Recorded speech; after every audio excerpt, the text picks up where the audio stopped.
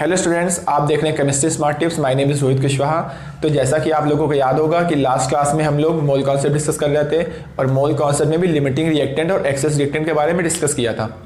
अगर आपने अभी तक वो वीडियो नहीं देखा है तो आप प्लीज़ मोल कॉन्सेप्ट की प्लेलिस्ट में जाइए और उस वीडियो को वॉच कीजिए, देन उसके बाद ये वीडियो देखिए। तो अब हम लोग देखो पढ़ते हैं। आज हम लोग पढ़ेंगे कि परसेंट यील्ड क्या होता है, परसेंट यील्ड को कैलकुलेट कैसे करते हैं, और इस पर हम लोग बहुत सारे क्वेश्चन सॉल्व करने वाले हैं। तो मैं आपको एक एग्जांपल लेके समझाता हूँ। जैसे मैंने क्या किया कि मुझे वाटर बनाना है, वो भी कैसे बनाना है, H2 और O2 की रिएक्शन करा के। तो हम लोग थ्योरेटिकली वाटर कैसे बनाते हैं, सबसे पहले रिएक्शन लिखते हैं और उसको बैलेंस करते हैं। तो 2H2 + O2 गिव्स वाटर हो गया। तो अब मैं बता रहा हूँ, आप सपोज करो मैंने इतना अमाउंट ऑफ रिएक्टेंट लिया है जिससे जो वाटर मान लो 100 ग्राम बन रहा है थ्योरेटिकली, ठीक है।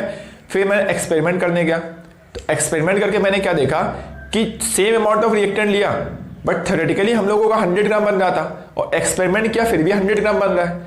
तो इसका मतलब क्या हुआ कि आपके एक्सपेरिमेंट में कोई भी एरर नहीं आई है, यानी जितना आपने सोचा था वाटर बनना 100 ग्राम उतने ही ग्राम बन गया है। इसका मतलब 100% यील्ड है। क्लियर है। बट जनरली ऐसा होता नहीं है। आप थ्योरेटिकली जितना प्रोडक्ट निकालते हो एक्सपेरिमेंट करने पर भी उतना प्रोडक्ट नहीं मिलता है, उससे हमेशा कम मिलता है। अब क्वेश्चन ये कि क्यों कम मिलता है, क्योंकि उसमें बहुत से टाइप के इसके रीज़न बहुत सारे हो सकते हैं। जैसे कि मान लो हो सकता है आपने एक्सपेरिमेंट सही से ना किया हो, जब आप परफेक्ट एक्सपेरिमेंट करोगे तब वो रिजल्ट पाओगे। या ये हो सकता है कि आपने रिएक्टेंट प्योर ना लिया हो, उसमें बहुत सारी इम्प्योरिटी हो, एक्सपेरिमेंट में कुछ एरर आ गई हो, जिससे कि आपने जितना एक्सपेक्ट किया होगा कि थ्योरेटिकली बनना चाहिए, ठीक है ना, उतना नहीं बनेगा एक्सपेरिमेंट करने पर, उससे हमेशा कम बनेगा। तो उसको हम लोग क्या बोलते हैं, एक्चुअल यील्ड बोलते हैं। जितना बन रहा है, जितना मैंने सोचा था कि बनना चाहिए, उसको बोलते हैं थ्योरेटिकल यील्ड। ये थ्योरेटिकली मैंने जितना सोचा था कि इतना 100 ग्राम बनना चाहिए, तो उसको क्या बोलते हैं, थ्योरेटिकल यील्ड बोलते हैं। और जितना बन रहा है उसको हम लोग क्या बोलते हैं, एक्चुअल यील्ड बोलते हैं। अब परसेंट यील्ड क्या होती है, तो actual yield by theoretical yield के रेशियो होता है इनटू 100, इसको हम लोग क्या बोलते हैं, परसेंट यील्ड बोलते हैं।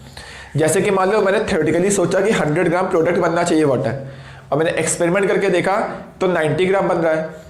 यानी इसमें कुछ, यानी यहाँ पर जो डिफरेंस आया है, ठीक है ना, तो इसको हम लोग क्या बोलेंगे यहाँ पर कि जैसे कि मैंने जितना सोचा था कि प्रोडक्ट बनना चाहिए उससे का क्या हो रहा है, 90% बन रहा है। तो इसका मतलब उसकी परसेंट यील्ड कितनी है, 90% है। जैसे कि सपोज करो कि मैंने एक एग्जांपल लेता हूँ कि मैंने सोचा कि वाटर 100 ग्राम बनना चाहिए और बन रहा है मान लो एक्सपेरिमेंट से देखा 80 ग्राम, ठीक है। तो उसका मतलब क्या होगा कि इसकी जो यील्ड है वो कितनी है, तुम्हारी 80% है। जैसे मैंने एक्सपेक्ट किया कि मान लो मुझे किसी भी रिएक्शन से CO2 बना रहा हूँ और मैंने एक्सपेक्ट किया कि थ्योरेटिकली CO2 100 ग्राम बन रहा है, बट एक्सपेरिमेंट करके बनाया CO2 तो 100 ग्राम नहीं बन रहा है, वो कितना बन रहा है, मान लो 95 ग्राम बन रहा है। इसका मतलब उसकी परसेंट यील्ड कितनी है, 95% है। आ रही बात समझ में आप लोगों को। तो देखो डेफिनेशन देख लेते हैं इसकी। तो लिखा है when A reaction is carried out in the laboratory we do not obtain the theoretical amount of product, the amount of product that is actually obtained is called actual yield। इसका मतलब क्या हुआ कि आप जब भी लैब में experiment करते हो, ठीक है ना, तो थ्योरेटिकली आपने अगर जितना प्रोडक्ट का अमाउंट निकाला होता है उतना ना बन के एक्सपेरिमेंट से हमेशा उससे कम बनता है, ठीक है। जितना बनता है उसको हम लोग क्या बोलते हैं, एक्चुअल यील्ड, और जितना आपने सोचा होता है थ्योरेटिकली कि बनना चाहिए उसको क्या बोलते हैं, थ्योरेटिकल यील्ड, ठीक है, थ्योरेटिकल यील्ड बोलते हैं। और परसेंट यील्ड मतलब क्या होता है, एक्चुअल बाय थ्योरेटिकल इंटू 100 बोलते हैं। क्लियर है। तो देखो आपको यहाँ पे सब लिखा हुआ है, आपको अगर अभी भी समझ में नहीं आ रहा तो प्लीज़ आप कमेंट करके पूछ लिया करिए, ठीक है ना। तो हम लोग इस पर बहुत सारे भी क्वेश्चंस करने वाले हैं कि कैसे हम लोग इसको कैलकुलेट करते हैं। क्लियर है।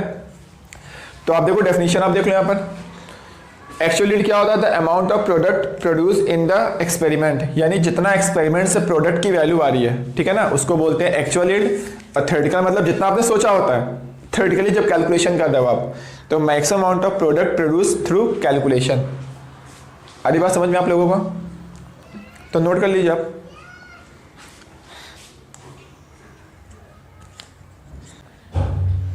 तो बच्चों अभी तक जितनी भी थ्योरी हम लोगों ने पढ़ी है उसके ऊपर मैं एक बहुत ही अच्छा सा क्वेश्चन लेकर आया हूँ। छोटा सा क्वेश्चन लिखा हुआ है और ये सिंपल भी है। तो देखो यहाँ पे लिखा हुआ if 16 gram of CaCO3 are decompose and इतने gram of CO are obtain. बोला CaCO3 डिकम्पोज हो रहा है, तो ठीक है हम लोग डिकम्पोज करते हैं। तो यहाँ पे CaCO3 दिया हुआ है, ये डिकम्पोज होकर क्या बनाएगा, जैसा कि हम लोगों को पता है कि CO2 बनेगा प्लस क्या बनेगा, CO फॉर्म होगा। क्लियर है। कितने ग्राम डिकम्पोज करा रहा है वो, 16 ग्राम को करा रहा है। तो सबसे पहली कंडीशन, आपको जो भी कुछ दिया उसको मोल में कन्वर्ट करो। तो यहाँ पे आपको 16 ग्राम दिया हुआ है, तो आप इसको मोल में कैसे कन्वर्ट करोगे, mass divide by molar mass, तो ये क्या आ गया, इसके मोल्स आ गए। आ रही बात समझ में आप लोगों को। तो बोल रहा है कि जब इतने ग्राम को डिकम्पोज कराया तो इतने ग्राम CO ऑब्टेन हो रहा है। अब ये जो वैल्यू दी है आपको, ये वैल्यू कौन सी दी है, एक्सपेरिमेंटल वैल्यू दी हुई है आपको, ठीक है ना। तो अब पूछ रहा है परसेंट यील्ड कितनी होगी, तो पहले आपको थ्योरेटिकल वैल्यू निकालनी पड़ेगी। तो थ्योरेटिकल वैल्यू आप कैसे निकालोगे, तो देखो यहाँ पर थ्योरेटिकली निकालते हैं। तो इसके देखो रिएक्शन आपको बैलेंस दी हुई है, तो इसके 1 मोल से कितने मोल बन रहे हैं, इसके 1 मोल बन रहे हैं। तो बट इसके मोल कितने दिए हैं, इतने दिए हैं, तो इसके मोल कितने बनेंगे, इतने फॉर्म होंगे सेम, यानी इसके मोल्स कितने आ गए आपके 16/100, ये क्या आ गया आपको मोल्स आ गए।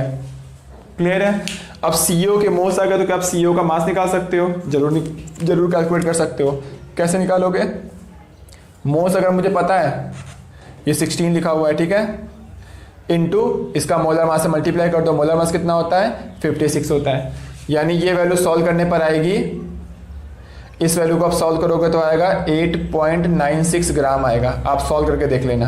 क्लियर है। तो देखो CO का हम लोगों ने थ्योरेटिकल निकाल लिया कि थ्योरेटिकल हम लोगों का CO इतने ग्राम बनना चाहिए, बट एक्सपेरिमेंट से देखा कि इतना नहीं बन रहा, इससे कम बन रहा है। कितना बन रहा है 7.54 ग्राम बन रहा है। तो पूछ रहा है कि परसेंट यील्ड क्या होगी।